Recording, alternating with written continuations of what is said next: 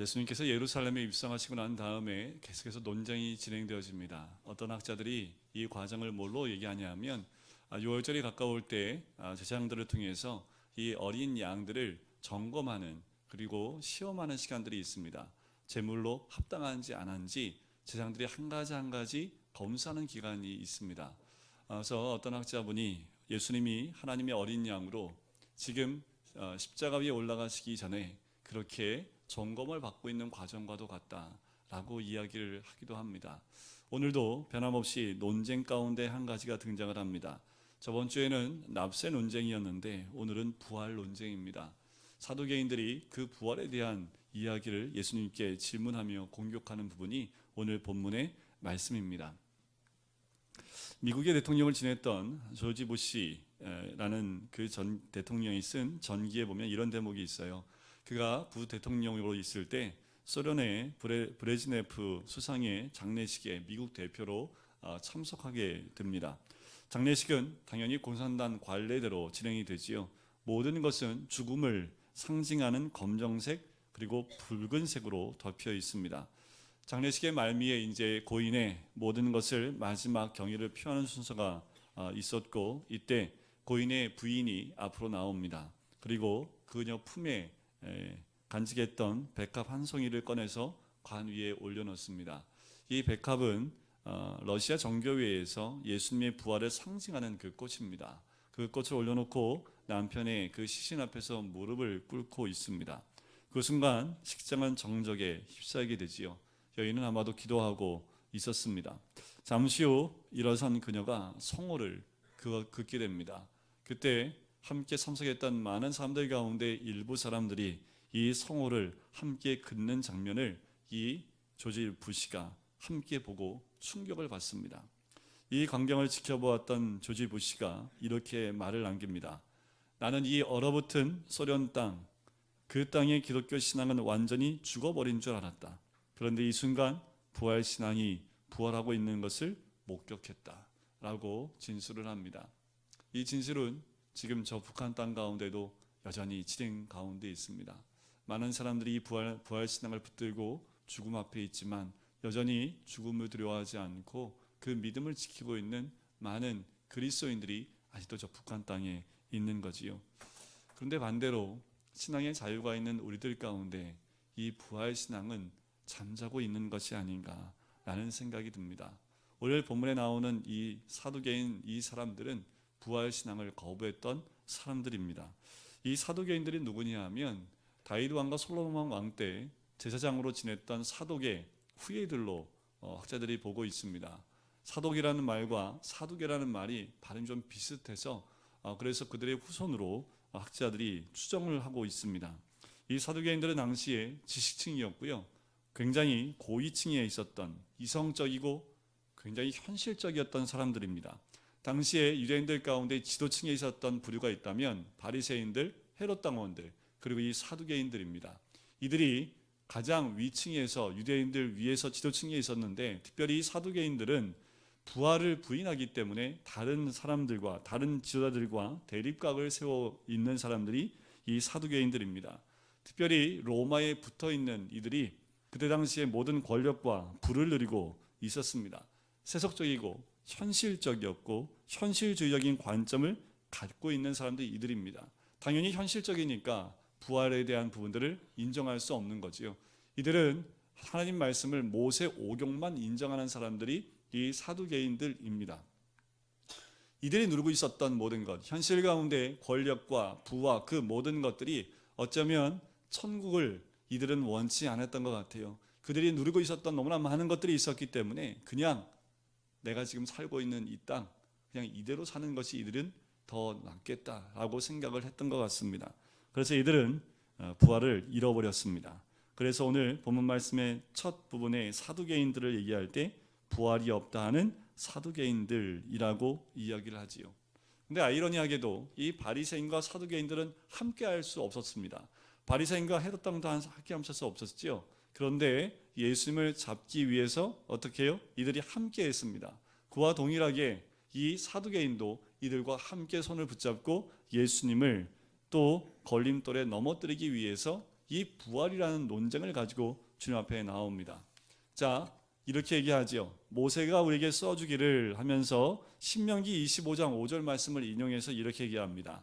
어떤 사람의 형이 자식이 없이 아내를 두고 죽으면 그 동생이 그 아내를 취하여 형을 위하여 상속자를 세울지니라 하였나이다. 7 형제가 있는데 첫째가 아들이 없습니다. 그래서 둘째가 그 아내와 또 셋째가 그렇게 7째까지 다 이 한 여자와 결혼을 했지만 대를 잇지 못하고 죽었고 이 여인까지 죽었다면 나중에 부활 때에 이 여인은 어떤 남자의 어떤 형제의 아내가 되겠습니까? 라고 질문을 합니다. 근데 이 질문이 이해가 가십니까? 그럴 수 있겠다 라고 고개가 띄어지십니까? 이 부활 뒤에 누구의 아내가 되겠는가? 조금은 유치합니다. 조금 유치합니다. 왜냐하면 이들이 인용한 이 말씀은요, 부활과 전혀 상관이 없는 말씀이에요. 이 말씀은 모세가 우리에게 써주기를 이라고 말했던 것처럼 이들은 모세 오경만 인정하기 때문에 신명기 25장 5절부터 10절까지의 말씀을 지금 이야기하면서 이 말씀, 이 예를 든 거지요. 그런데 이들이 든 예는요, 계대혼인법이라는 그 모세로 통해서 지정되어진 법입니다. 이게 뭐냐 하면 계대혼인법은요, 대를 이어 자손을 보지 못한 채 형이 죽으면 동생이 형수를 아내로 맞이해 드리는 법, 이 법이 있었습니다. 근데 이 법이 생긴 이유가 있어요. 그냥 생긴 게 아닙니다. 대략 3가지가 있는데요. 첫 번째는 집안의 대가 끊기는 것을 막기 위한 법입니다. 이스라엘 민족은요, 어쩌면 우리나라가 좀 비슷한데 이스라엘 민족이 대가 끊기는 걸 하나님의 형벌이라고 생각을 했어요. 왜 그랬냐면 이유가 있습니다. 창세기 3장에 보면 원시복음이라는 것을 보면 여인의 후손이 나옵니다. 그죠? 여인의 후손이 나와요. 여인의 후손 가운데 메시아가 나온다는 말씀이 있기 때문에 만약에 대가 끊기면 여인의 후손이 없어지는 거잖아요. 그런데 여인의 후손에 메시아가 누구의 후손으로 나올지 모르잖아요. 그러니까 그 대가 끊겨버리면 혹시 메시아가 나는 것을 우리가 막을 수 있겠다라는 그 생각을 이 유대인들이 갖습니다. 이 계대 결혼 혼인법은 집안의 대가 끊기지 않고 여인의 후손이 연결될 수 있게 하기 위한 믿음의 고백과도 같은, 사명과도 같은 것이 대를 잇는 거예요. 우리는 좀 유교적인 사고 때문에 남자 아들을 낳아야 된다는 사고가 있었다면 이들은 이 성경의 말씀의 근거로 이렇게 계대 혼인법을 제정하고 있었던 겁니다. 만약 이들이 계대 혼인법을 통해서 자손을 잇게 되면 이들의 전통은요, 대문 밖에요, 그 화살을 꽂는 전통하고요, 활을 걸어놨대요. 우리는 아들 낳으면 어떻게 합니까? 지금은 안 하지만 지금도 가끔 시골에 가면 있지요. 어떻게 합니까? 새끼줄에 빨간 고추를 이렇게 껴놓잖아요, 그죠? 조금 이제 일반인들은 그런데 좀 잘 사는 집은 금줄에다가 이렇게 했대요. 양반 집은. 그것이 뭐예요? 아들을 낳았다라는 표시인데 이들도 대를 이었다는 표시로 전통과 활을 그 문 밖에 이렇게 걸어놓는 그 풍습이 있었답니다. 그러면서 이렇게 고백을 한대요. 이렇게 선포를 한답니다. 우리 집안에 미래의 생명 부양자가 태어났다라고 선포를 한답니다. 이 고백은 오실 메시아를 기다리는 그들의 갈망을 담은 선언이었다는 거지요. 우리 집안에 미래의 생명의 부양자가 태어났다. 이게 계대 혼인법의 첫 번째 이유입니다. 두 번째 이유는 홀로 된 이스라엘 여성이 이방인과 결혼하는 것을 막으려고 하는 것도 있습니다. 왜냐하면 당시에 자식이 없이 남편이 죽으면 여자 홀로 살 수 있는 방법이 없습니다. 당시에는 여인은 사람의 숫자에 들어가지 않았기 때문에 살 방법이 없어요. 살 수 있는 방법은 남편을 다시 맞이하는 건데 유대인들 가운데 사별한 여인을 자기의 아내로 맞아들이는 것이 쉽지 않기 때문에 때로는 이방인들과 결혼할 수 있는 길이 열리게 된다고 합니다. 그 이방인과 결혼한 것을 막기 위해서 그 남편의 집안에서 여자를 보호해 주는 그것이 이 계대 혼인법 가운데 하나지요. 다시 말씀을 드리면 그 홀로 된 여인, 그 여인을 보호하기 위한 보호 장치가 계대 혼인법입니다. 세 번째 이유는요, 집안의 재산이 다른 곳으로 유출되는 것을 막는 겁니다. 이때 당시에 하나님께서 주신 그 집안에 토지가 있습니다. 하나님 주신 거기 때문에 어디로 이 집안의 재산이 딴 데로 갈 수가 없어요. 그런데 이때 당시에 거기 뭐냐면 남편이 죽으면 자식이 없을 때 그 재산을 아내가 이어받게 되어 있습니다. 근데 그 아내가 다른 남자와 결혼하면 그 재산이 누구한테 가요? 다른 곳으로 가버리는 거지요. 그러니까 이것도 하나님 주신 그 재산이나 그 땅을 다른 데 뺏기지 않는 그 법 가운데 하나가 이 계대 혼인법 가운데 하나이기도 합니다. 그러니까 집안의 재산을 보호하는 그 의미가 있는 거지요. 이유가 어떻든 간에 이 법은 우선적으로 약자를 보호하는 사회보장제도와 같은 거예요. 남편을 잃어버린 그 여인을 보호하기 위한 사회보장제도와 같은 거지요. 그런데 이 법을 근거로 사두개인들이 예수님께 질문을 하는 거지요. 누구의 아내가 되겠습니까? 덫을 놓은 겁니다. 덫을 놓은 거예요. 왜냐하면 당시에 이 질문을 하면 누구도 답변을 못했습니다. 궤변적인 질문이지만 예수님은 이 질문에 정확하게 부활에 대한 오해를 탁 꼬집어 주십니다.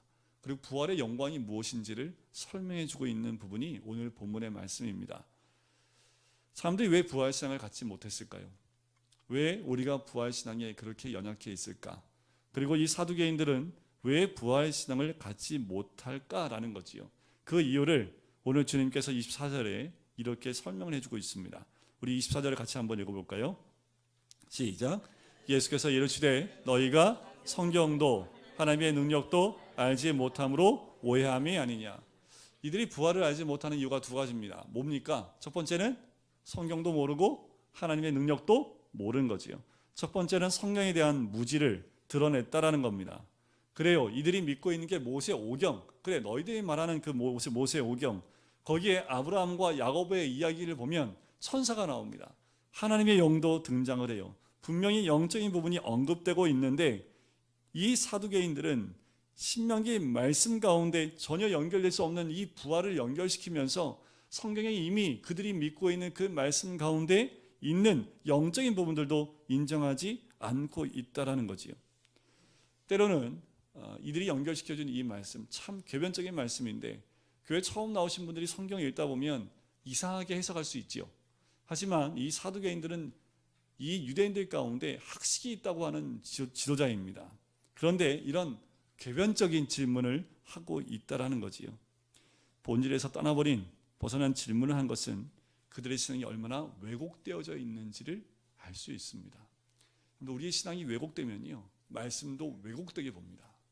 우리의 시선이 왜곡되면 사람을 왜곡되게 보는 것과 똑같다라는 거지요. 또한 그들의 질문은 무엇의 불신입니까? 하나님의 능력에 대한 불신입니다. 자, 이들이 또 믿고 있다는 모세 오경을 보면 창세기 1장에 보면 천지를 창조하시는 하나님의 놀라운 능력을 봅니다. 자, 그 안에 뭐예요? 무에서 유를 만드시는 하나님의 능력이 나오지요. 출애굽기를 보면 애굽에서 이스라엘 민족을 데리고 나올 때 수없이 많은 이적을 통해서 그들을 인도하시는 하나님의 능력이 나옵니다. 분명히 나와 있는 그 말씀에 하나님의 능력이 있는데도 이들은 그것을 인정하지 않고 전혀 믿지 않고 있다라는 거지요.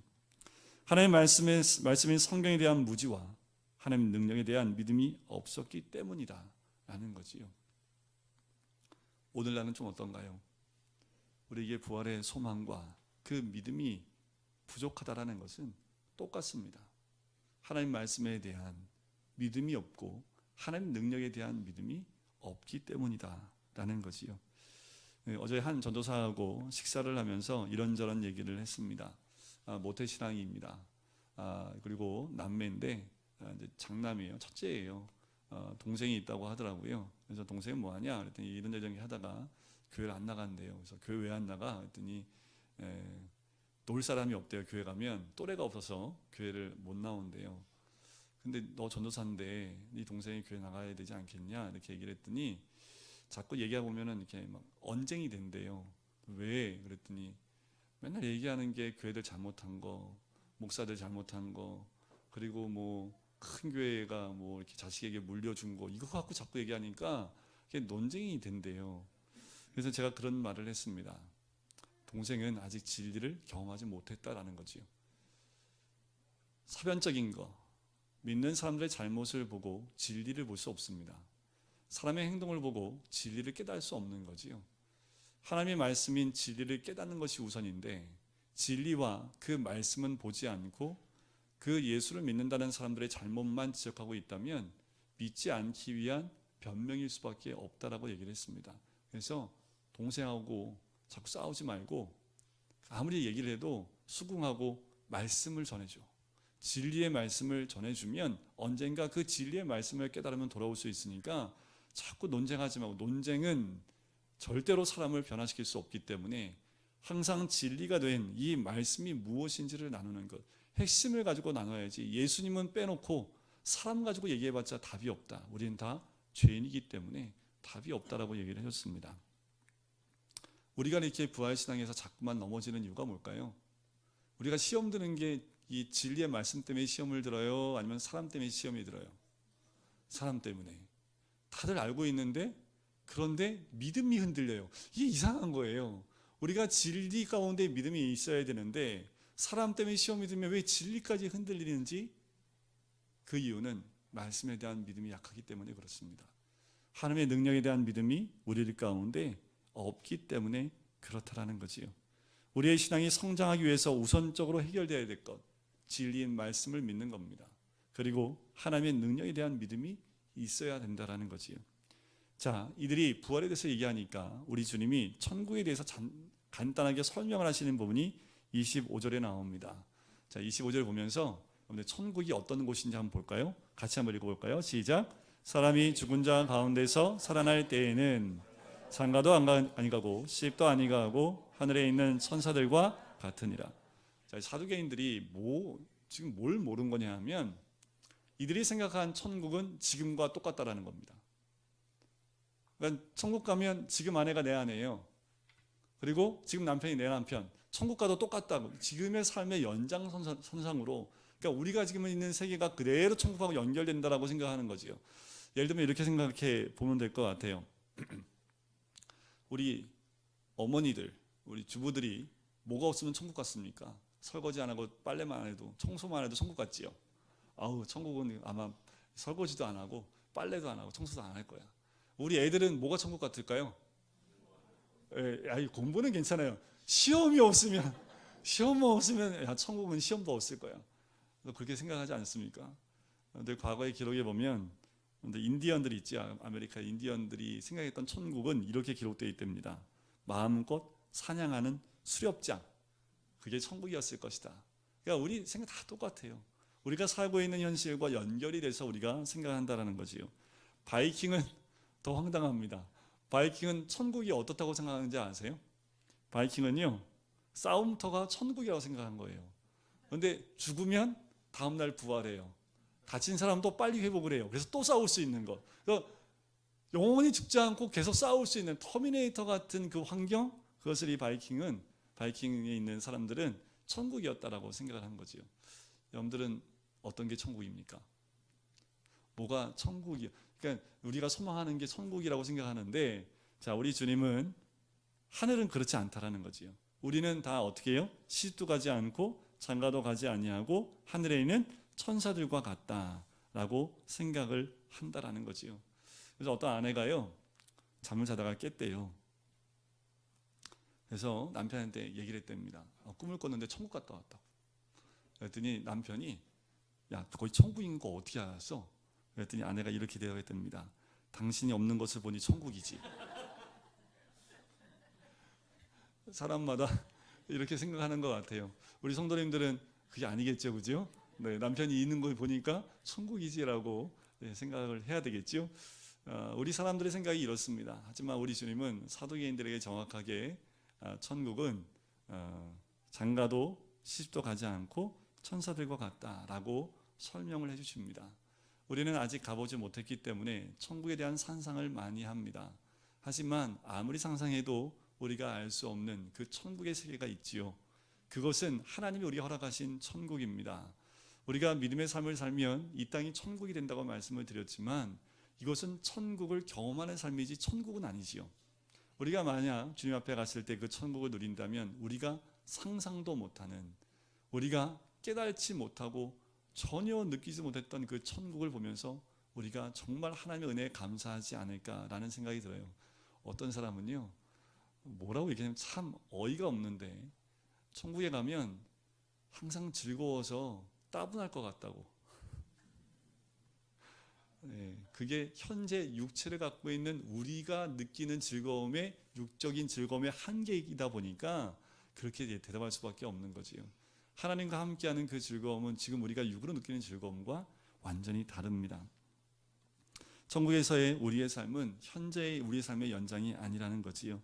이어서 주님이 그들이 잘 알고 있는 모세오경의 한 말씀을 들어서 부활의 확실성을 얘기해 줍니다. 그것이 26절과 27절의 말씀인데요. 자, 출애굽기 3장 6절 말씀을 들어서 말씀을 하십니다. 모세에게 이르시되 나는 아브라함의 하나님이요 이삭의 하나님이요 야곱의 하나님이로다 라고 모세에게 나타나십니다. 그죠? 자, 모세가 하나님 만날 때 그 당시에 아브라함과 이삭과 야곱은 죽은 사람입니까? 산 사람입니까? 문제가 어려워요? 모세가 있었을 때 이제 모세가 하나님 딱 만나요. 모세가 하나님 만난 그때에 아브라함과 이삭과 야곱이 죽은 사람이에요? 산 사람이에요? 죽어 있죠, 그죠? 문제가 어려워요? 네, 모세가 있을 때는 아브라함 없었잖아요, 그죠? 자, 그런데 오늘 본 말씀에는 아브라함과 이삭과 야곱이 죽어 있대요, 살아 있대요? 이것도 어려워요? 자, 27절을 보실까요? 우리 27절을 같이 한번 읽어보겠습니다. 시작. 하나님은 죽은 자의 하나님이 아니요 산 자의 하나님이시라. 너희가 크게 오해하였도다 하시니라. 우리 하나님은 죽은 자의 하나님 아닙니다. 산 자의 하나님이지. 이게 무슨 말입니까? 우리 믿음 안에서, 성경 안에서 우리의 육의 호흡이 끊어진 것을 죽었다라고 표현 안 하고 잔다라고 표현을 합니다. 예수 그리스도 안에서 십자가 위에서 이미 사망은 심판을 받았습니다. 우리가 생각하는 삶과 죽음을 우리의 육이 사라지고 아직 있고로 결정짓는 것이 아니라 그 삶과 죽음은 하나님께 있다라는 거지요. 아브라함과 이삭과 야곱은 하나님 앞에 살아있는 자들입니다. 여전히 하나님과 깊은 교제와 관계 가운데 있다라는 겁니다.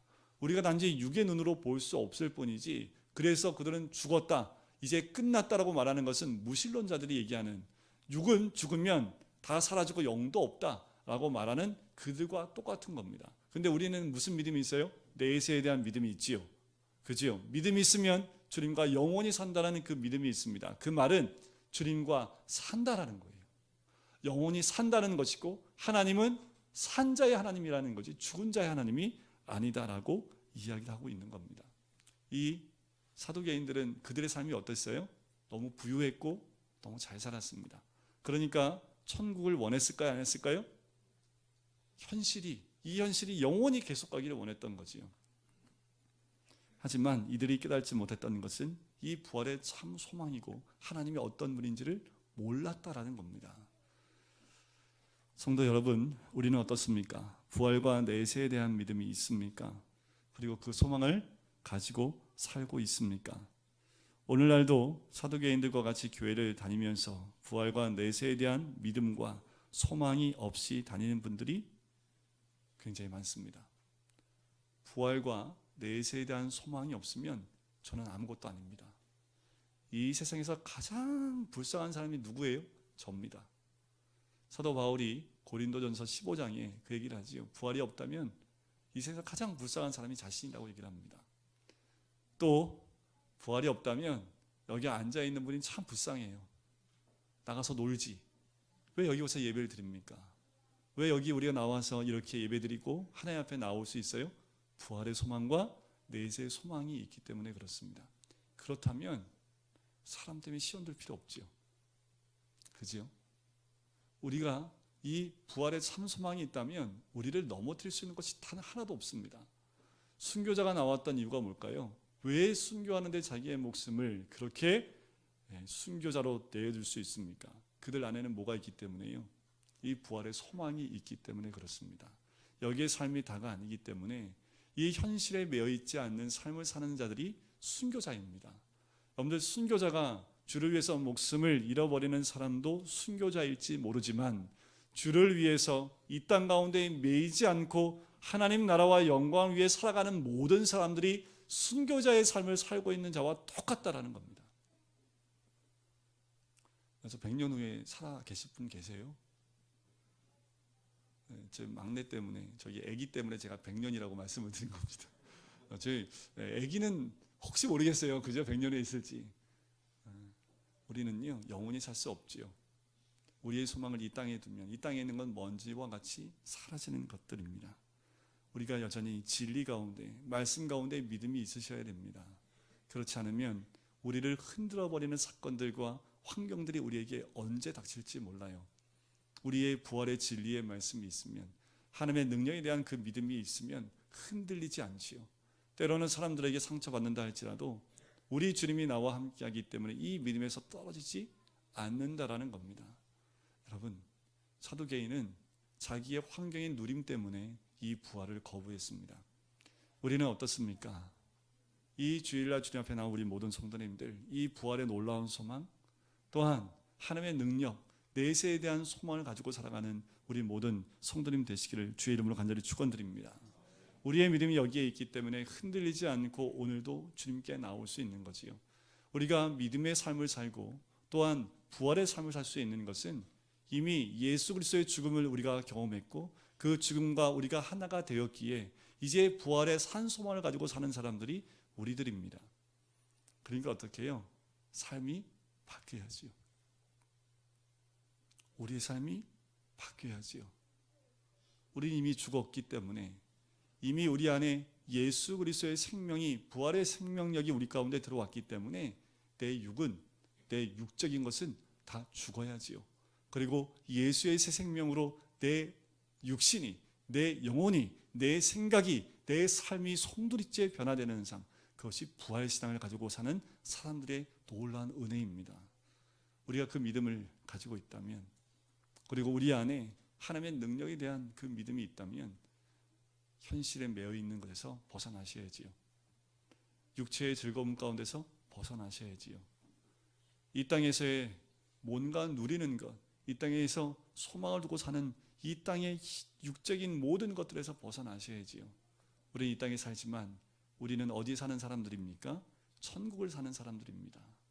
이 땅에서 천국 시민의 삶을 사는 것, 그것이 부활 소망을 가지고 사는 사람들의 가장 큰 특징이라는 거지요. 사두개인들은 이것을 몰랐습니다. 더 놀라운 것은 많은 사람들이 교회에 나오고 있지만 이 부활에 대한 참다운 믿음이 없기 때문에 너무도 쉽게 가나안 교인으로 전락해버리는 경우를 너무도 많이 본다는 거지요. 가나안 교인은 안나가 교인이잖아요. 그렇게 많은 교인들이 안나가 교인이 되어져서요, 어떻게 해요? 부활에 대한 소망 없이 살아갑니다. 그러면서 뭐라고 얘기를 해요? 하나님을 믿는다고 얘기합니다. 믿는 게 아니지요. 부활에 참 소망이 있다면 주님이 기뻐하신 삶으로 나오는 것이 당연한 겁니다. 우리 안에 흔들리지 않는 부활의 참 소망이 있기를 주의 이름으로 간절히 축원드립니다. 우리 안에 그 부활의 믿음과 하나님의 능력의 믿음이, 또한 내세에 대한 믿음이 우리에게 확고히 있어서 오늘도 천국 시민의 삶으로 나아가시는 우리 모든 성도님 되시기를 주님의 이름으로 간절히 축원드립니다. 우리 같이 기도하실까요?